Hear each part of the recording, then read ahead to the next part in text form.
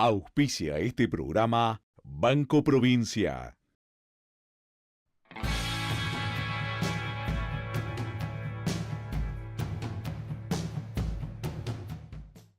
Algunos de los temas salientes que estaremos desarrollando en los próximos 30 minutos son los siguientes. Récord de presencia de empresas argentinas en la CIAL 2016. Para ACRA continúan las distorsiones de precios para el girasol. Estiman que habrá un crecimiento sostenido de la demanda lechera a nivel mundial. Y tal como hacemos a diario, les contamos ahora lo que está ocurriendo en este momento en el mercado de Hacienda de Liniers. Ingresaron en esta jornada 7.092 animales, distribuidos en 199 camiones. Se operó ya el 100% de los vacunos ingresados. El índice de novillo del mercado de Liniers se ubicó en 27 pesos con 75 centavos, mientras que el índice general del mercado de Liniers se ubicó en 25 pesos con 11 centavos. Y para saber cómo cerró la última rueda de operaciones en los mercados granarios nacionales e internacionales, los invitamos a ingresar a www.revistachacra.com.ar porque allí pueden tener el análisis de todo lo acontecido. Nosotros le damos las cotizaciones. En el caso de la soja y en Chicago, cerró alcista en $359 por tonelada para la posición noviembre 2016, marcando un incremento de $5,78. Para el mercado a término de Buenos Aires también hubo un incremento de $4 por tonelada, porque para idéntica posición cerró en $270. En el caso del maíz, diciembre 2016 cerró sin cambios en $139 por tonelada, mientras que para el mercado a término de Buenos Aires, la posición diciembre 2016 se ubicó en $166 por tonelada. En el caso del trigo, se ubicó en Chicago en $155 por tonelada para diciembre 2016, mientras que para el mercado a término se ubicó en $149 por tonelada. La campaña algodonera que comienza es muy crítica. Quien ratificó esto, que hace algunas semanas había señalado en diálogo con Chacra TV Noticias el propio gobernador de la provincia algodonera por excelencia del país, como es Chaco, Domingo Pepo, en este caso fue Gustavo Ferrer, que es el ministro de Industria chaqueño. Hablamos de una materia prima que tiene una campaña complicada. Cuéntenos cómo arranca la siembra. Muy compleja. El Chaco en este momento va a estar debajo de las 100.000 hectáreas de algodón. Es una de las campañas más bajas de la historia. El próximo martes se está haciendo un foro algodonero en la provincia. Lamentablemente no vemos desde el gobierno nacional las señales concretas para una industria tan importante por el entramado social que tiene dentro de la provincia del Chaco. Existe una mesa algodonera nacional que el año pasado se reunió en una sola oportunidad, este año no se reunió nunca. Y me parece que hay una fuerte decisión política tanto del corazón de algodonero del país, donde se produce el algodón, que es Chaco, Formosa, Norte de Santa Fe, Santiago del Estero, de trabajar en bloque la reactivación del sector. Y para eso necesitamos que se vuelva a sembrar el algodón, ¿no es cierto? Entonces, se está trabajando muy activamente en esa cuestión. Hay otros problemas como la cuestión del picudo, que es una plaga que ha afectado de una manera muy importante todo el proceso. Hay cuestiones de precios. Este próximo miércoles estamos inaugurando en el Chaco un centro del Instituto Nacional de Tecnología Industrial, donde vamos a tener la posibilidad de tener una máquina de HBI que permite calibrar y poder tener calidad de fibra para, en un mediano plazo, poder ir a las cuestiones de precio también a nivel regional, no depender siempre de una pizarra de Buenos Aires, que a veces no es todo lo claro y transparente. El tema de la semilla, que es toda una cuestión muy importante. Bueno, recientemente se vendió lo que es la única semillera del país, Genética Mandillú, que está en Aviateray, en el Chaco. Es toda una complejidad que se está trabajando, pero indudablemente creo que es un sector que hay que rescatar. Hay un viejo dicho que dice que el ser humano va a tener que comer y vestirse siempre. Y bueno, el vestido es el textil, ¿no es cierto? Así que son industrias en el mundo que realmente los países que la desarrollan la protegen y la protegen mucho. Leonardo Pierbattisti, que él es un economista de la Federación Argentina de Acopiadores y que tiene, a pesar de su juventud, una vasta trayectoria vinculada con los mercados granarios, estuvo conversando con Chacra TV Noticias. Se refirió, entre otras cuestiones, a la aparición de nuevos jugadores en el mercado mundial, es decir, nuevos países oferentes y demandantes de cultivos, pero también se refirió a la logística para el agro, señalando que es un valor polimodal que hay que tener en consideración. Esto es lo que charlaba con nosotros. Vemos que en promedio hasta el 2005, del 98 al 2005, Estados Unidos tenía un 65% de parte de mercado y hoy en los últimos 4 años, sacando a la seca de 2012-2013, cayó un 40%. O sea que Estados Unidos perdió un 25% de parte de mercado y el comercio internacional aumentó. Entonces significa que todo ese aumento se duplicó de 70 a 140 millones de toneladas del 98 al día de hoy, y gran parte de ese aumento Estados Unidos no lo pudo capitalizar. ¿Y quiénes lo capitalizaron? Bueno, en parte Argentina, pero sobre todo nuevos orígenes que se sumaron al mercado, que es Brasil y Ucrania. Y bueno, y hoy estamos compitiendo justamente con esos grandes líderes. Y Argentina tiene una suerte impresionante por una cuestión puramente de contrastación y por calidad. Es que Ucrania y Brasil, si bien es increíble que sean dos hemisferios diferentes, por tener Brasil un maíz que se hace en invierno y es la mayor producción destinada a la exportación, Brasil termina saliendo al mercado al mismo tiempo, más o menos un poquito antes que Ucrania. Es decir, Brasil sale en agosto, se pone fuertemente en octubre, noviembre, diciembre, cuando Ucrania sale en septiembre y se pone fuertemente en octubre, noviembre, diciembre.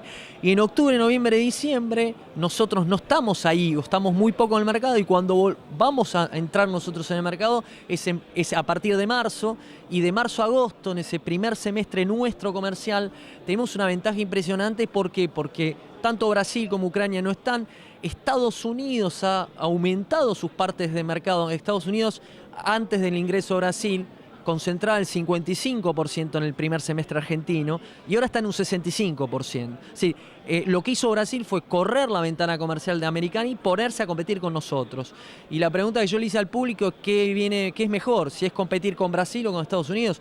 Yo, lo personal, para mí no hay ningún tipo de dudas al respecto. Es mucho mejor competir con Estados Unidos que con Brasil, porque Brasil lo que tiene es que es un gran líder y competidor, pero como Ucrania, tienen por el momento una capacidad de almacenaje limitada. Entonces, ¿qué pasa? Brasil necesita sí o sí en el momento de cosecha tratar de escupir lo máximo posible. Y al escupir lo máximo posible en términos de exportación, tiene una presión en precios impresionante. La lechería sigue siendo noticia por estas horas. Le preguntamos a quien es el coordinador de la Comisión de Lechería de Confederaciones Rurales Argentinas acerca de qué ocurriría si la Argentina solo se ciñera a abastecer el mercado interno. Y esta fue la respuesta. O Argentina se decide a ser un competidor permanente para los mercados internacionales y por supuesto con presencia interna, o inexorablemente nos achicamos, y eso trae un mal mensaje, porque digamos, llevar la lechería argentina actual a solamente el requerimiento del mercado interno implica, números más, números menos, eliminar más de 3.000 tambos y tal vez más de 600 pymes, con lo cual estamos hablando de un impacto regional soberano, mayúsculo, digamos. Tan importante ese impacto que si esta crisis climática que sufrió la zona centro, Córdoba y Santa Fe, de esas lluvias de mayo, junio, fueron importantes, cayeron un 20%, imagínate, esto es el doble. Entonces, ante eso, no nos estamos planteando esta pregunta que vos nos haces, ¿hacia dónde vamos? Nosotros como CRA, que defendemos productores, no producciones, queremos un sector lechero con mucho más productores y con el potencial que tiene Argentina para convertirse en un jugador internacional de peso. Pero eso se construye. Y se construye en la articulación de entidades, gobiernos, industrias, buscando ese objetivo. Porque no es que el mercado mundial nos está esperando. Hay jugadores de peso muy eficientes a los cuales le podemos ganar, pero le vamos a ganar con estrategia, con planes de negocio y defendiendo rentabilidad. O sea, la lechería va a crecer si el negocio de hacer leche es negocio. Leído esto como renta. O sea que el ingreso neto logrado por producir leche, cuando lo relaciono con los activos, con el capital que invertí, me da una tasa de interés, si vos querés, más interesante que un plazo fijo. Y ese es el desafío de la lechería actual. O sea, es ir a una lechería de renta, cambiar el concepto de precio por una lechería de renta.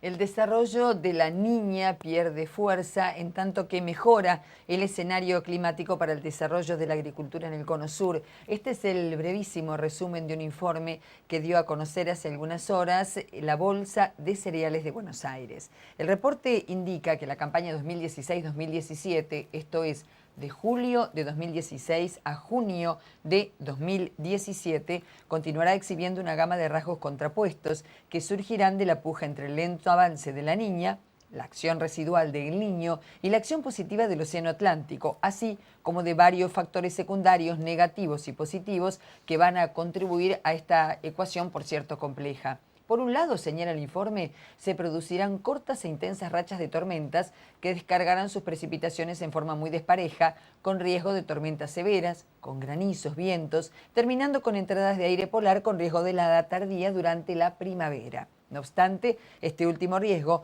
no será tan intenso como el que se daría si la niña alcanzara su pleno desarrollo en tiempo y forma. Por otro lado, se observarán lapsos prolongados secos y calurosos, cuya duración e intensidad irán acentuándose a medida que se acerque el verano. Sobre el sur de Córdoba, el norte de La Pampa, el sudoeste de Santa Fe y el noroeste de Buenos Aires, la Bolsa de Cereales de Buenos Aires pronostica que habría riesgo de que se desarrolle un área con precipitaciones bajo lo normal, que determinarán que el balance hídrico se torne negativo, limitando el potencial productivo de los cultivos y cortando la cadena forrajera. Por lo tanto, se trata de un escenario climático que, aunque mucho menos riguroso que un episodio típico de la niña, presentará numerosos riesgos que irán presentándose a lo largo de su desarrollo, requiriéndose, señala la Bolsa de Cereales, una cuidadosa planificación para poder enfrentarlos con éxito. Conversamos con Martín Fraguío, que es el director ejecutivo de Maizar, y entre otras cuestiones se refirió a la importancia y el desafío que reviste hoy para la cadena del maíz la transformación. Sí, para nosotros hay como un conjunto, como nosotros somos una entidad que intenta coordinar una cadena de valor, para nosotros las expectativas son que ese crecimiento sea un crecimiento sustentable en el tiempo. Entonces cuando uno dice, bueno, ¿qué quiere decir? Que sea sustentable en el tiempo, quiere decir que a medida que la producción y el área aumente, sea posible que esa producción tenga un mercado donde ubicarse. Y entonces para nosotros la primera prioridad es que el mercado interno de maíz, aunque en porcentaje la Argentina está exportando más del 70% de lo que produce y más o menos el 30% de maíz y sorgo queda en el mercado interno, que estos sectores del consumo en el mercado interno sigan creciendo, que son ganadería de carne, avicultura, lechería, etanol, molienda húmeda, cerdos y molienda seca. Son 7 sectores que cada uno hoy tiene desafíos diferentes y nosotros creemos que como sociedad debemos trabajar juntos, sector público y privado, para que estos sectores sean más competitivos. Y acá en hacerlos más competitivos, para dejarte una idea, hay un elemento en concreto que nosotros tenemos que trabajar, que es los elementos que se llaman de los costos de transacción. La Argentina es un país demasiado ineficiente en su sistema de transporte, en su sistema burocrático, administrativo, en su capacidad de transformar costos en efectividad o en competitividad, y tenemos demasiados que es al revés, ¿no? Hoy comentaba un economista muy importante que hay estudios que dicen que un retraso de un día en el trámite, digamos, vinculado con la exportación en cualquier producto, o en productos, digamos, de nuestro sector, implica que se pierde el 7% de los mercados internacionales. O sea que es demasiado grave que la Argentina no trabaje sobre ese elemento que son los costos de transacción. Entre ellos hay uno particularmente importante, que es el costo del transporte. Y entonces para nosotros ahí está, digamos, el aspecto del consumo interno. Luego tenemos el otro 70% de maíz y sorgo, que es lo que se exporta, donde nosotros tenemos que seguir trabajando en que los mercados externos no nos castiguen por el uso de la tecnología. La biotecnología sigue teniendo un debate internacional que nosotros ponemos mucho énfasis y mucho cuidado desde la Alianza Internacional de Maíz, de Maizol. Así que para nosotros es un año ahora de un desafío donde ya ROIs y retenciones desaparecieron. Expertos internacionales analizan los avances contra la mosca de las frutas en Buenos Aires en el marco de lo que es la 9ª reunión hemisférica occidental del Grupo de Trabajo Moscas de la Fruta. Esto comenzó en el día de ayer. Recordemos que el SENASA había informado oportunamente en el transcurso de esta semana que el 20% de la producción de cítricos del noreste de la República Argentina se encuentra afectada por la mosca de los frutos. El encuentro, que ayer tuvo su inauguración formal, contó con la presencia del secretario de Agricultura, Ricardo Negri, del vicepresidente del SENASA, Guillermo Rossi, el presidente del Comité Internacional del Grupo de Trabajo Moscas de la Fruta, Pablo Liedo, y el director nacional de Protección Vegetal del SENASA, Diego Quiroga. La Argentina es un importante productor y exportador de frutas frescas y con el objetivo de resguardar esa posición, el Programa Nacional de Control y Erradicación de Mosca de los Frutos, que llevamos adelante junto con las provincias y organizaciones no gubernamentales, tiene bajo monitoreo y control más de 900.000 hectáreas y más de 1.200 personas que trabajan en forma integrada e interinstitucional. Así lo aseguró el vicepresidente del SENASA. Rossi agregó además que sabemos los daños que genera la mosca de los frutos. Por eso, para llevar adelante este programa, es imprescindible trabajar en forma coordinada y complementándonos en las regiones. Saludó además la importante cantidad de personas que asisten a este encuentro y les deseó un buen trabajo durante estos 5 días. Esto es porque durante el transcurso de esta semana va a continuar desarrollándose este encuentro. Finalmente, hay que decir que la mosca de la fruta es un importante problema para la fruticultura en todo el mundo, ya que ocasiona pérdidas en cantidad y calidad de fruta y provocan que los mercados internacionales, por ejemplo, impongan restricciones cuarentenarias al ingreso de productos como, por ejemplo, las peras y las manzanas. En este caso ya no estamos hablando de los cítricos. El espacio de ganadería ahora con el Instituto de Promoción de la Carne Vacuna Argentina.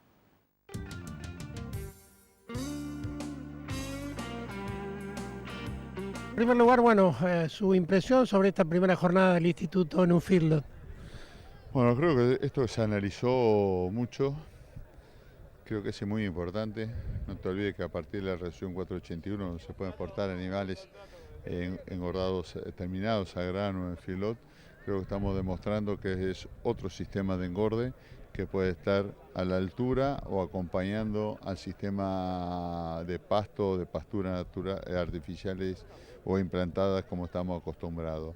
Creo que son mercados distintos, hay mercados que este tipo de hacienda, este tipo de animales los consume y pensamos que debemos estar a la altura de la exigencia de todos los mercados internacionales y no tenemos que cerrar únicamente un solo mercado. Muchos desafíos se le presentan al sector productivo, pero también por un lado el acompañamiento del gobierno y por otro lado algunas necesidades de mayor financiamiento, de menor presión impositiva. Del sector de la producción ganadera creo que hay muchos desafíos para llevar adelante. Hoy se está trabajando en distintos planes ganaderos. Lo que le hemos estado no reclamando, sino trabajando conjuntamente con el gobierno, necesitamos una política impositiva única o nueva política impositiva. Estamos necesitando que el SENASA se empiece a adecuar a las nuevas exigencias de mercado, igual para producir más tranquilamente. Y creo que hoy el productor está con todo el aire, con todo el cambio, como para seguir produciendo y llegar a ser lo que estábamos siendo hoy. Si el productor llega a tener rentabilidad, creo que va a tener rentabilidad, va a poder aplicar todas las herramientas que están en el alcance, que ya las conoce, pero no las ha aplicado en los últimos años por no tener rentabilidad en sus empresas. En líneas generales, ¿cómo está la ganadería aquí en su provincia? No, la ganadería se está desarrollando fuertemente, a pesar de la inclemencia climática que tuvimos en abril, que pegó muy fuerte, donde se bajaron entre un 5 y 6% en los índices reproductivos por las condiciones de agua, donde entramos en un servicio bastante complicado, pero hoy el productor está invirtiendo en la alimentación, está invirtiendo en manejo, está invirtiendo en tecnología, en planes sanitarios, porque está viendo que con este nuevo gobierno, con nuestra nueva política de apertura de los mercados, la producción ganadera es una producción agropecuaria con más futuro.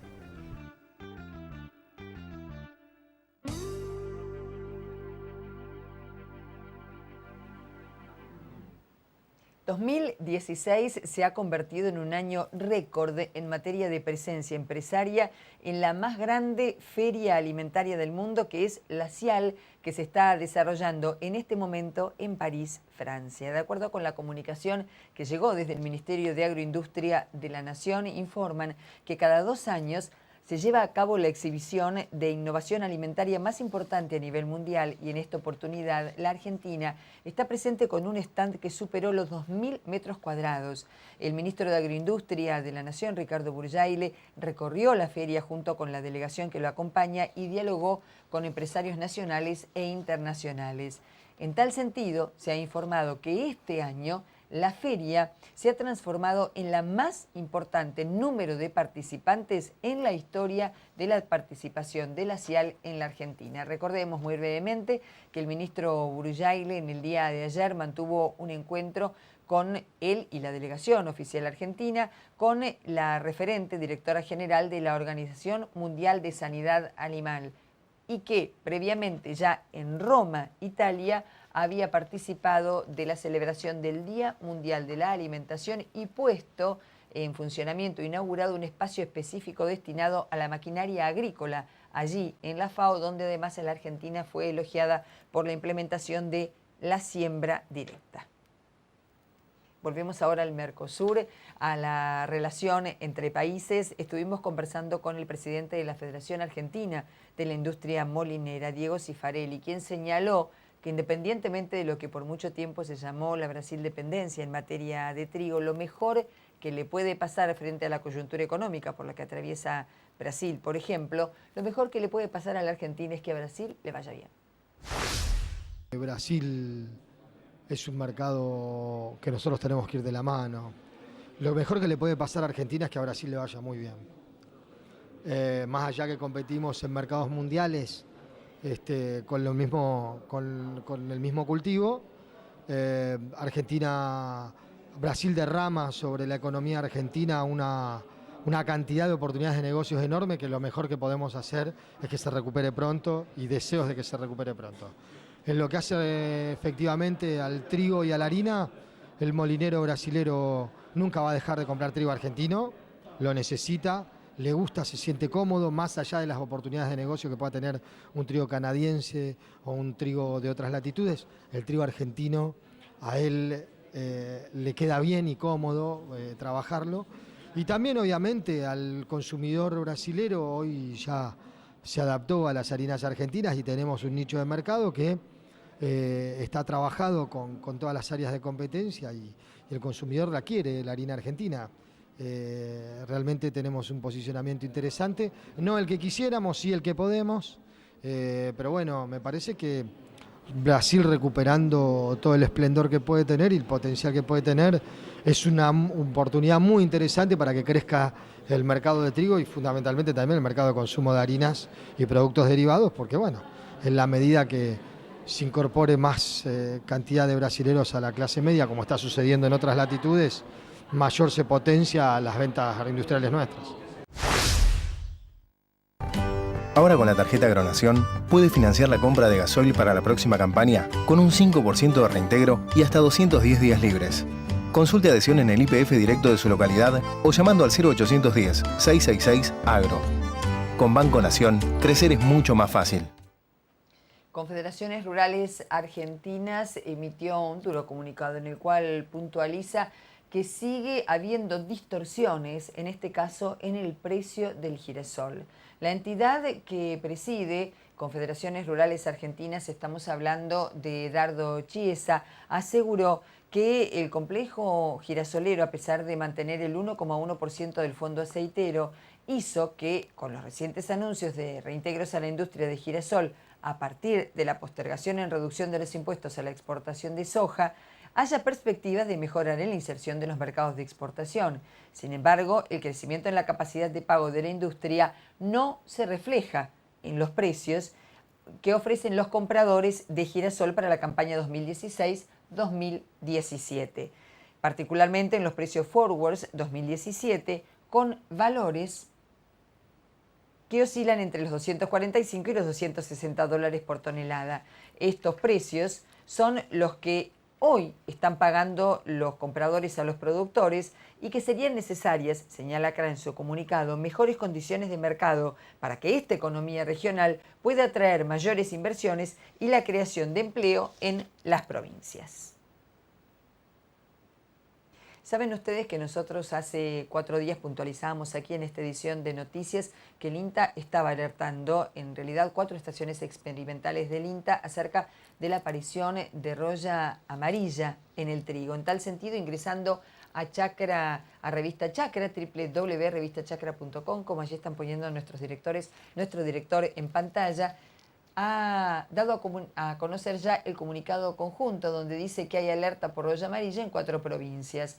Está puntualizando de esta manera que la enfermedad provocada por un hongo puede provocar distintas variables y pérdidas en los rindes del cereal y afectar buena parte de los cultivares susceptibles. Es un equipo de fitopatólogos integrado por especialistas de las unidades, como decíamos hace algunos días, de Paraná, Pergamino, Córdoba y Bordenave del INTA, que detectaron la presencia de roya amarilla en las variedades de trigo más sembradas en esta campaña. Esta enfermedad, causada por un hongo, afecta a los cultivares de alto rendimiento y podría alcanzar hasta el 60% de las variedades susceptibles. Por eso ahora el INTA emite este comunicado, informa, porque los técnicos recomiendan un monitoreo exhaustivo. Les recordamos, lo pueden ver ingresando a www.revistachacra.com.ar. Y nos quedamos en el INTA, aunque en este caso estamos hablando del INTA Castelar. Allí conversamos con Julián Greppi, que nos dio precisiones acerca del desarrollo de nuevos cultivos ornamentales, pero en especies nativas. Bueno, acá en el Instituto de Floricultura del INTA estamos trabajando, como bien dijiste, en un proyecto que tiene por objetivo el desarrollo de nuevos cultivos ornamentales a partir del uso de la flora nativa. En Argentina crecen alrededor de 10.000 especies de plantas silvestres nativas, y nosotros observamos que muchas de ellas tienen potencial para ser utilizadas como plantas ornamentales. Bueno, nosotros el trabajo consiste en explorar entonces la flora nativa, recorremos el país para poder colectar material de las especies que resultan interesantes, a las cuales le vemos potencial. Llevamos a cabo colecciones, digamos, que luego son cultivadas aquí en el instituto, y luego se lleva a cabo un trabajo de mejoramiento genético en aquellos grupos de especies que hayamos seleccionado en el campo previamente, y como resultado de ese proceso de mejoramiento genético, que consiste básicamente en llevar a cabo cruzamientos intra e interespecíficos y luego una selección, finaliza ese trabajo de mejoramiento con la selección de genotipos o individuos que finalmente son registrados como variedades o como cultivares, como variedades comerciales en el Instituto Nacional de Semillas, cuya sigla es el INASE, ¿no? Una vez registradas esas variedades, el INTA las transfiere al sector productivo.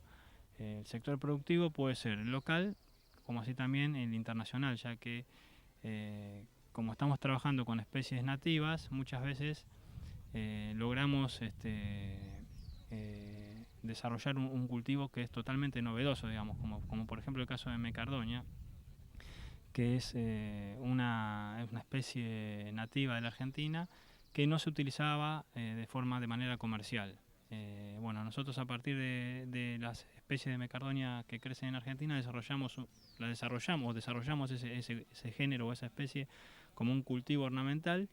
Resultó ser una novedad a nivel internacional, entonces también captamos el interés de una empresa japonesa, Sakata, con la cual llevamos a cabo un convenio, y esta empresa está comercializando entonces en prácticamente todo el mundo las variedades INTA de mecardonia.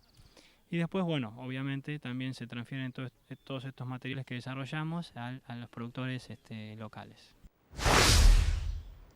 Una noticia que llega del orden internacional, una consultora, el análisis que tiene que ver con que la demanda mundial de leche iría creciendo de manera sostenida en los próximos tiempos. Ingresando a agritotal.com, ustedes pueden tener el detalle completo de esta información que puntualiza que la demanda mundial de leche tendrá crecimiento sostenido. Es un estudio de prospectiva hasta el año 2025 de una consultora privada que estimó que el crecimiento de la demanda mundial de leche será del 25% en 10 años, es decir, aproximadamente un 2,3% de manera anual. En este estudio de prospectiva, que tiene como objetivo el año 2025, se estima precisamente que el crecimiento de la demanda mundial de leche será del 25% en 10 años. Un factor clave para el futuro suministro de leche es sin duda el precio de largo plazo promedio pagado por los productores. La consultora estima este nivel de precios de la leche en los $41 por 100 kilogramos. Estamos hablando siempre de leche en polvo. Un nivel de precios que es sustantivamente más alto que los precios observados en 2015 y 2016. Con este valor se espera que la producción de leche aumente en 208 millones de toneladas en los próximos 10 años. Saben ustedes que hoy el gobernador de la provincia de Santa Fe presentó un anteproyecto que impulsa precisamente en su provincia, que es el de la Ley del Árbol. La ingeniera Claudia Alzugaray de la Universidad Nacional de Rosario, de la Facultad de Ciencias Agrarias, explica la importancia de esta iniciativa. La cuestión de la deforestación es realmente seria en términos de pérdida de biodiversidad, pérdida de captación de dióxido de carbono, pérdida de suelos, pérdida de sombra para el ganado. Y ahora le vamos a sumar una pérdida más que ha ocurrido entre fin de año pasado y la pérdida de la regulación de las aguas, que afecta directamente al sector productivo agropecuario. ¿Qué nos pasó a nosotros en este último tiempo? Las napas de agua subieron. ¿Por qué subieron las napas de agua y no nos permitían ni siquiera meter una cosechadora en tiempo y forma y en el lugar? Porque básicamente al deforestar tantas miles de hectáreas, alrededor de 460.000 hectáreas en esos 40 años de los que yo hablé, ¿qué pasó? Los árboles dejaron de evaporar, dejaron de transpirar porque ya no teníamos árboles. Si había pastizales también se fueron. ¿Qué pasó? El árbol, al tomar el agua del suelo, mantiene las napas bajas. Cuando el árbol desaparece, las napas empiezan a subir. Al subir arrastran sales. ¿Y qué pasa? Tenemos serios problemas agropecuarios. ¿Por qué menciono esto? Yo creo que es muy importante para una toma de conciencia de que la agricultura y la ganadería, pero básicamente la agricultura, también depende de ecosistemas boscosos como los que nosotros teníamos en la provincia de Santa Fe, pero depende seriamente del servicio ambiental de esos bosques. Hasta hace poco la agricultura consideraba que podía hacerse de todo, que no pasaba nada, pero la realidad es que no. Hay una interdependencia fundamental entre lo que es la producción agrícola y la presencia de estos árboles, que también de estos árboles en bosques nativos. Estos bosques nativos, básicamente quebrachales y algarrobales, que eran y siguen siendo una belleza, además de aportar estos servicios ecosistémicos, albergan muchísima diversidad biológica, pero también albergan muchísima gente. Santa Fe, como toda la Argentina, en los últimos 20 años perdió el 30% de sus empresas agropecuarias. Junto con el desmonte y con la agriculturización, perdimos la gente en el campo. Así que estos eran los puntos que yo quería tratar, que son realmente como para llevar adelante una reflexión acerca de que el bosque es importante para la vida y para la supervivencia de los sistemas económicos que, aunque pareciera que no dependan del bosque, sí lo hacen. Tenemos ahora más información. En este caso se trata de noticias breves nacionales.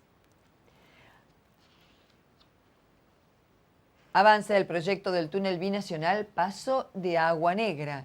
El Ministerio de Ambiente apuesta a crecer un 20% en energías renovables para el 2025. Hoy y mañana, protesta de bancarios de 12 a 15, no hay atención.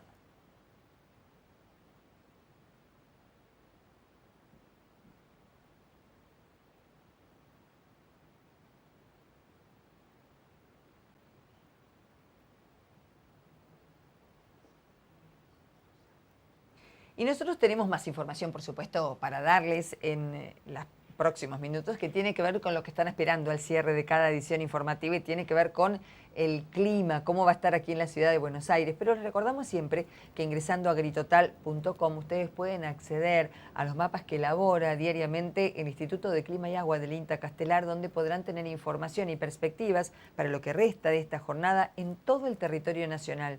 No solamente acerca de las precipitaciones previstas, sino también acerca de las temperaturas mínimas esperadas durante toda la jornada. Comenzamos nosotros dándole el pronóstico para aquí, para la ciudad de Buenos Aires. Debemos decir que en este momento la temperatura es de 17 grados centígrados, que está nublado y que la máxima esperada es de 19 grados para el miércoles, mínima 13, máxima 17, lluvias. Para el jueves también precipitaciones, mínima 12, máxima 16 grados. Ya el viernes parcialmente nublado, mínima 13, máxima 19. En cuanto al pronóstico climático que tienen en pantalla y que responde a los mapas del INTA, les recordamos lo que están viendo ahora son las precipitaciones previstas para la jornada y en la otra cartografía que ustedes tienen, allí lo que podrán encontrar todos los días son las temperaturas mínimas que se aguardan para toda la jornada. Recordamos, lo pueden encontrar en agritotal.com. Final para esta segunda edición de Noticias de Chacra Televisión. Nos estamos reencontrando mañana bien temprano, a partir de las 7 en vivo, desde Rosario con Mañanas Express 9:30, primera edición informativa. Hasta ese momento, muchas gracias.